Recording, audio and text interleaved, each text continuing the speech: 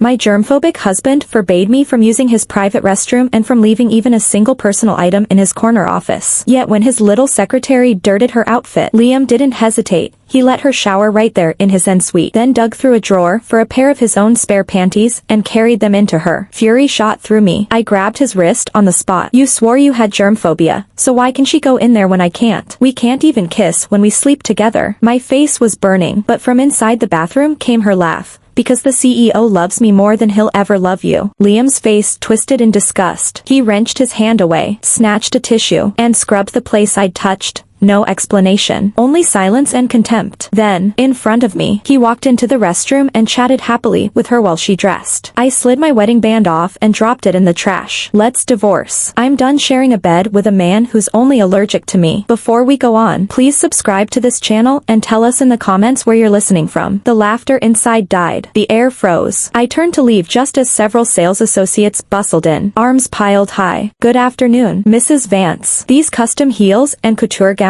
were special ordered for you. You're so lucky, a gorgeous, devoted husband who insists no one else touch your things. You should have seen him. He wouldn't let us lay a finger on the order. He said his wife hates strangers handling her purchases. They bowed politely, arranging the designer haul around me with reverent care. My heart went arctic. In 7 years of marriage, Liam had never once surprised me with a gift, and this label wasn't even to my taste. I knew the truth. Every last item had been chosen for his secretary. The words were barely out of my mouth when Liam emerged from the bathroom with Haley beside him. Still playing innocent, Haley stepped forward and snatched the limited edition handbag the saleswoman was offering me. The CEO bought these for me, not for some random woman. Are you all blind? Shut your mouths. The room iced over. The sales team stared, horrified, at me, then at Liam. When they saw the usually glacial CEO gazing at Haley with open fondness, they snapped their lips shut. Liam had never been shy about grinding my dignity into the carpet. Do you like everything? I love it. But my place is tiny. There's no room. Then keep it all here. Come in whenever you want to change. You don't have to ask. Haley beamed, shooting me a covert smirk of triumph. She expected the old fireworks of jealousy. There weren't any. I was finished with him. The sales associates held their breath, realizing the expensive gifts weren't for the wife, but for the famous CEO's mistress. Look at you. Your straps twisted like a child's. Liam lifted that aristocratic hand of his and straightened her silk dress strap. They stood so close they might as well have fused. The sales team scrambled to excuse themselves, unwilling to witness another second, but I knew the story would race through Manhattan before nightfall. The CEO had publicly slapped down his own wife. Why don't the two of you strip naked and hug? Wouldn't that feel even better? Liam stepped away from Haley and whipped around, eyes blazing. Evelyn, have you finished? I've put up with you long enough. All you do is sit around finding fault with me. Are you happy now? I yanked at my collar, heat flooding me. I barely had time to eat most days. When exactly was I sitting around?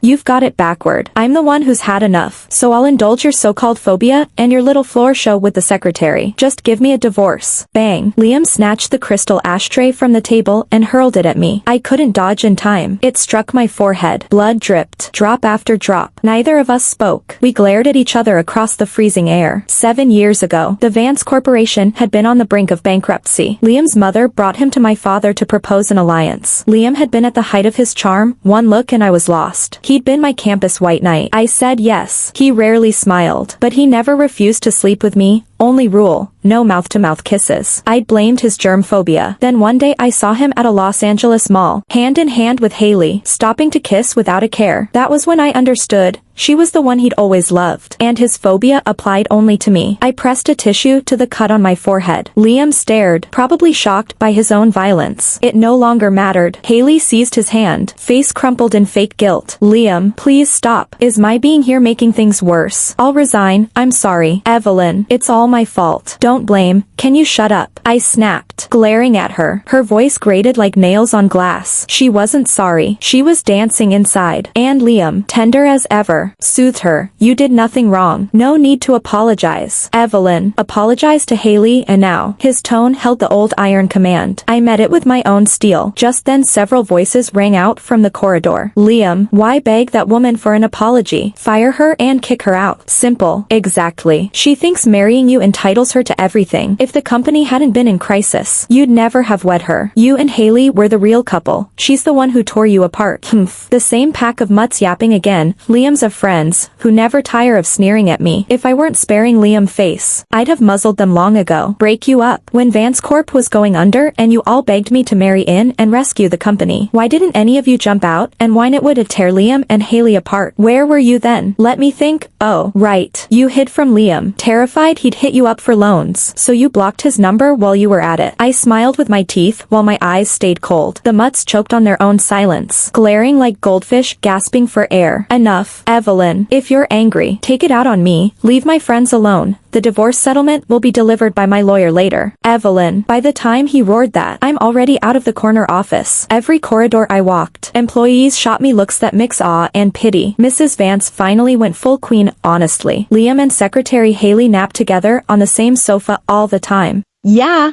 Spooning her waist in his arm. The green hat Evelyn's wearing isn't just emerald, it's neon. Right then my phone buzzes, Reed calling from the Beverly Hills mansion. Mrs. Vance, come home now. A woman claiming she's Haley's mother used a key to walk right in. Relatives in tow. She says the house is hers now and they're staying forever. They threw me out. Even your mother came by and that woman insulted her until she left in tears. Before Reed finishes, another call beeps in. Mother's voice is shaking with rage. Evelyn, look at the man you picked. He flaunts that little secretary so openly the whole city gossips. Now your home has become hers. Divorce him this instant. You're hardly unmarriageable. With our family's weight, any man you want is yours. Stop wasting yourself on Liam. My fury flares white hot. I stride to the private garage, face like winter, only to find my car gone. I order security to pull the footage. When Haley's smug face fills the screen, my smile turns vicious. Call the police. Taking my car without permission is grand theft. But Liam gave her. I pat security's shoulder. Either you dial 911 or you clear out your locker. Choose. Security whips out the phone without a second word. Satisfied. I turn away and tell my assistant to bring another car. I open the home security app. On the feed, Haley's mother swans through the foyer wearing my mother's silk pajamas, shrieking at the housekeepers, kicking them when they're too slow. Hey, eyes down, or I'll fire every last penniless rat. Remember, I'm the lady of this house now. The arrogance is a perfect mirror of her daughter. Nice. They want to hijack my home. I dial 911. There's a saying, be a good citizen, when trouble knocks. Call the cops. I almost ring my cousins, then decide the law is faster. After all, her daughter is already squatting in a cell. Let's complete the family portrait. Send someone to inventory every silk pajama she touched and every imported supplement she swallowed. Bill her down to the cent. Yes, ma'am. I bypass the trashed mansion and head for my New York downtown penthouse. Before I can pour a drink, my phone explodes with Liam's calls. I let them all die unanswered. Inside, I sling my coat over the sofa, walk to the bar, and pour a finger of bourbon. 2 sips in, the front door crashes open. Liam storms in, eyes blazing like I murdered his father. He snatches the nearest object and hurls it at me. I sidestep, still holding my glass. Evelyn, are you out of your damn mind? Why did you have Haley and her mother arrested? They didn't steal anything. Why treat them like criminals and make sure it goes on their records? While he rages, I stay ice calm, swirling the bourbon, gaze leveled somewhere past his shoulder. The car and the house are in my name. They used both without asking. If that's not theft, what is? Oh, and the divorce settlement's in your inbox. Sign it. His face goes scarlet. He lunges and swings. I catch his wrist midair. I used to love you, so I endured everything. Now the sight of you makes me sick. I won't let you fling your tantrums at me again. Fine, Evelyn, then hear this.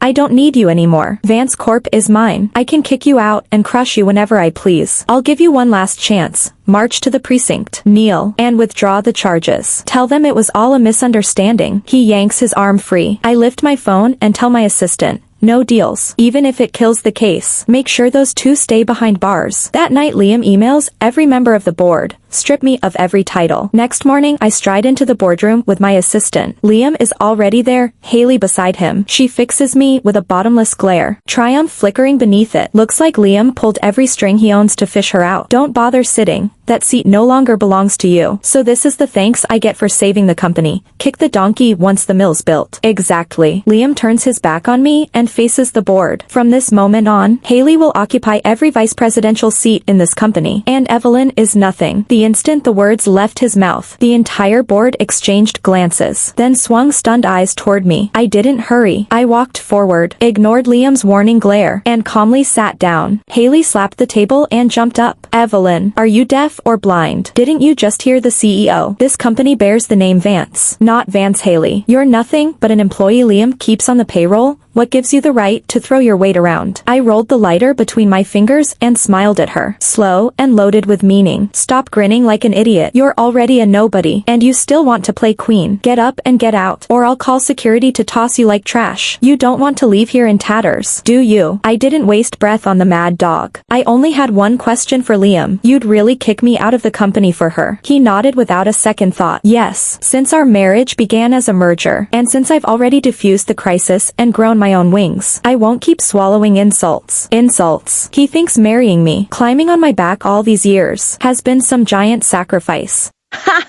Some sacrifice. Smack. Liam flung the divorce settlement onto the table. You wanted a divorce. I've signed. The company is mine. You're just an employee. As for the money, 1 million is plenty. Keep your trinkets. I don't want any of them. I flipped through the document, and the clauses made a laugh rip out of me, half fury, half disbelief. Liam, if you insist on playing this ruthless, don't expect any courtesy from me. Huh, courtesy? Who needs it? Just like back then, you were the one who eagerly accepted the alliance, who bent over backward to help. I never begged you for a thing. Haley chimed in, shrill. You heard the man. Now crawl out and stay out. Instead of standing, I fished out a slim cigarette, parked it between my lips, and took my time lighting up. When I didn't budge, Liam's face darkened. Haley, call security. Get her out. On it. Moments later security poured in. Drag Evelyn out like the mongrel she is. If she fights back, hit her, hard, clear, move. Haley folded her arms, barking orders, but the guards circled her. Not me. One boot to the ribs sent her flying. Crash. Liam shot to his feet. What the hell are you doing? I said eject Evelyn. I clapped, laughing. They've got the right bitch. This firm may have carried the Vance name once, but after my capital injection it answers to Vance Evelyn, mostly Evelyn. What are you talking about? Explain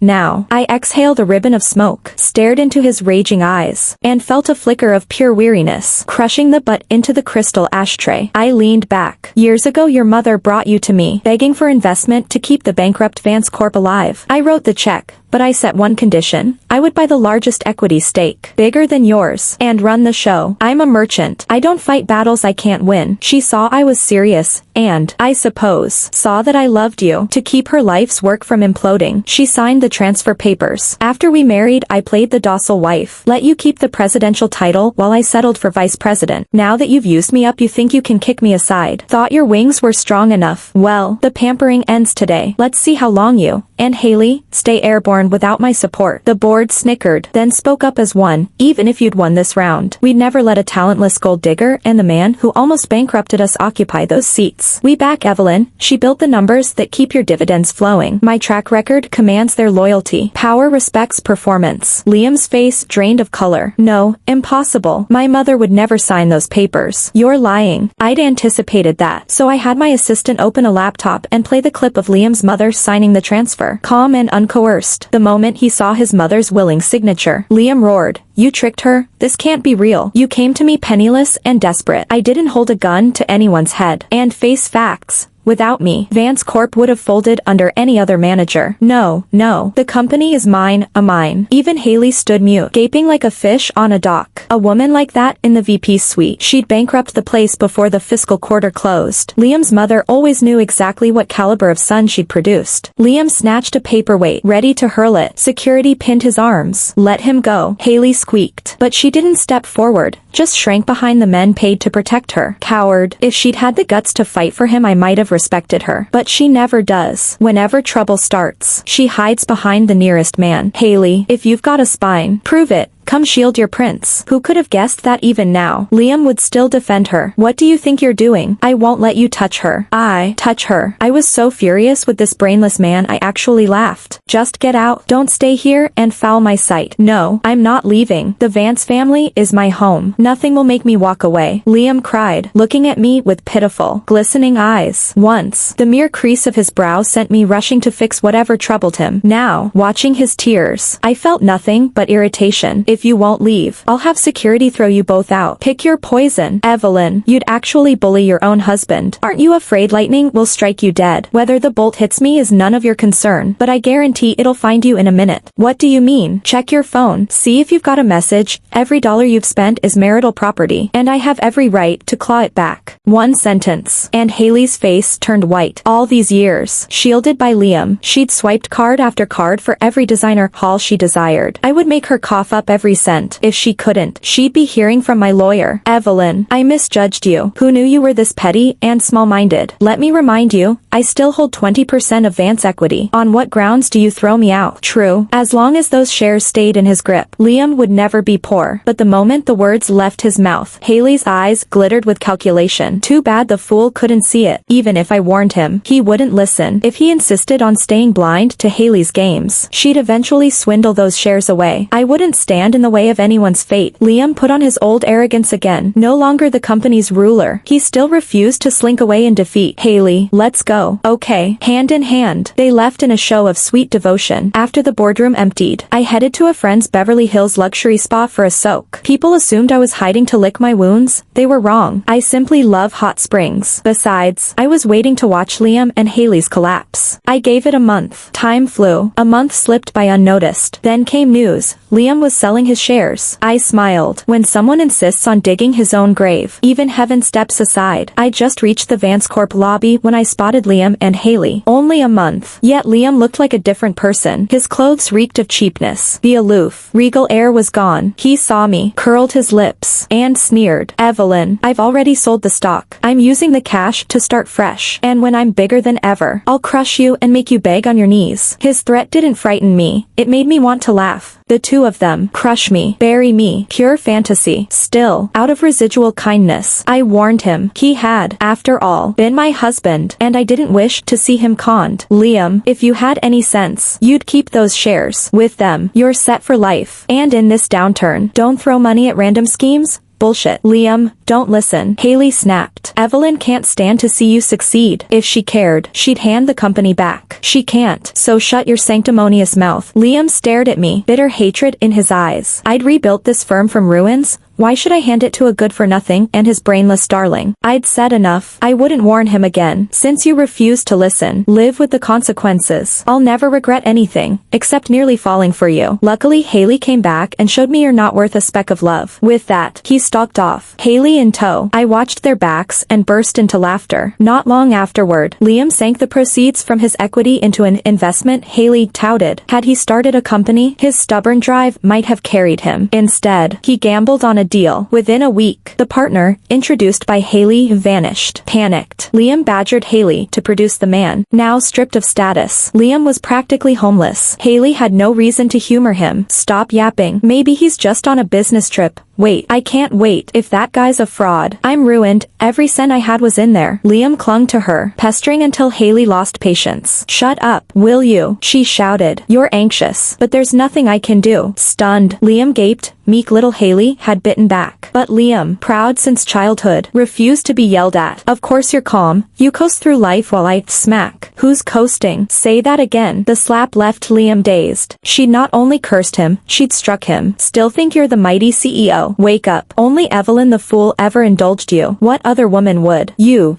tricked me. Did you and that bastard steal my money? Haley said nothing. She shot him a glare, grabbed her coat, and slammed the door. Liam stayed behind, lost, tears sliding down his cheeks. He couldn't help but think of me. Once upon a time, he'd lived every day coddled and adored. Never had he imagined ending up so broken. I knew nothing about any of it, not until I found new love and was sipping coffee with him in a Manhattan cafe when Liam actually came looking for me. me. The instant he saw me, he lit up like a little boy. Honey, I know I was wrong. Honey, only now do I realize you're the one who loves me most in this world. But when I looked at his tear-streaked face, it felt utterly alien and cold. The first words out of my mouth were, "Sir, we divorced ages ago. Please watch your language. Don't ever call me a honey again. My boyfriend will get jealous." Liam's hand, wiping away tears, froze mid-motion. In his rush to pour out his woes, he hadn't even noticed the handsome, debonair Pierce sitting across from me. Pierce lifted his coffee with an easy smile, took a deliberate sip, then regarded Liam with amused eyes. Liam's face drained of color in a flash, his body shaking uncontrollably. He grabbed my hand in a panic, as though afraid another man might snatch me away. "Honey, who is he? But I want you to know, whoever he is, you can't be with him. You're mine. You said it yourself. You'd love only me your whole life, and that would never change." I yanked my hand back, icy and emotionless. "Liam, that was then, when we were still husband and wife and you hadn't betrayed our marriage. Now it's different. You tried to destroy me for another woman's sake. And, just as you wished, we're divorced. It means everything in the past has long since vanished on the wind." I had never imagined Liam and I would end up here. After marrying him, it felt as though each day drained my energy and love. Yet for his sake I endured it. I never expected his germophobia to apply only to me. Proof that he'd never loved me at all. Why would I keep a man who doesn't love me by my side? Go, and don't ever disturb my life again. At that moment, Liam's personal goals and his very will to live crumbled. His eyes reddened further, tears falling like snapped strings of pearls, pattering down. I thought he might pester me endlessly, but he didn't. He turned and walked away, alone and desolate. "I told you before, never trust Haley, and don't sell your equity stake or pour money into her schemes." Liam's footsteps faltered, and he broke into renewed sobs. Haley had duped him. She'd stolen every dollar and, for cash, sold him off to a corpulent woman in her 50s. Liam woke up, wild-eyed, slashing about with a kitchen knife. He escaped, but when he got out, Haley was gone and the apartment lease cancelled. Never had he imagined he'd sink to such a wretched state. Penniless, homeless. Only gradually did he recall how good I'd been to him, and he decided to return and confess his misery to me. But there was no going back. I no longer loved him. Liam wiped the tears from his face and was about to leave when that partner appeared, his arm around Haley. When Haley spotted Liam, she showed not a flicker of fear. Instead, she looked arrogant and domineering, trying to pester me again. "Get lost." Liam glared at her with a hatred he'd never felt before. "Then give back every cent you swindled from me." Smack. "What do you mean, swindled?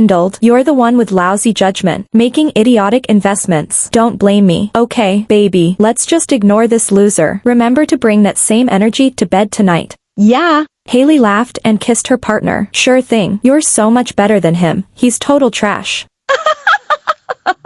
Let's go. Leave the nutcase alone." After mocking Liam, Haley turned to leave with her partner, who knew Liam would snap. It was Haley and her man who had driven him to this. Haley could start over, but he couldn't. There was no road back for him. He pulled a fruit knife from his pocket and, without hesitation, plunged it into Haley's back. "Leaving? Where do you think you're going? I prepared this blade just for you. How is it? Nice and sharp." "Ah." "Murder, someone call security." The partner shrieked, and I jumped up and ran out to see what had happened. I saw Haley grab the blade, wrest the knife back, and stab Liam several times in return. By the time I reached them it was too late. Both lay on the ground, drenched in blood. I tore off my coat and pressed it to Liam's wounds, lifting him, desperate to get him to a hospital. He stopped me, sobbing an apology. "Evelyn, I'm sorry.